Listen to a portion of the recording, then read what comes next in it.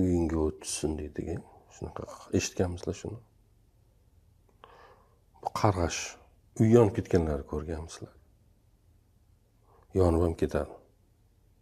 Yomon-da bu qarg'ash, chunki odam biriga uyingga o'tsin deyish darajasida biridan ranjigan bo'lsa, endi bu gapni aytayotgan odam tili o'rganib qolib shunaqa qarg'ab so'kib yuradigan biri bo'lmasa, bu gapni birov aytmaydi. Burgut bilan tulki do'st bo'libdi-da.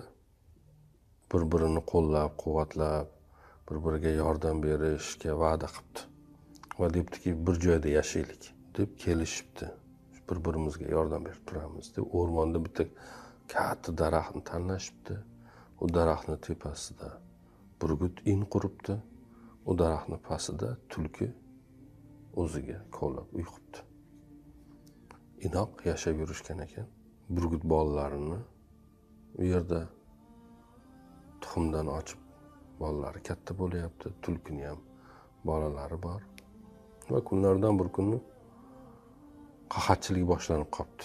Tulki bolalariga taom qidirib o'rmon kezib yuribdi. Burgut ham aylanib taom qidiryapti, ko'kda uchib farzandlariga, bolalariga. Ammo topa olmayapti ikkalasi ham. Keyin tulkining yo'qligidan foydalanib, burgut tulkining bolalariga hujum qilib, ularni parchalab, iniga olib chiqib bolalari bilan yebdi.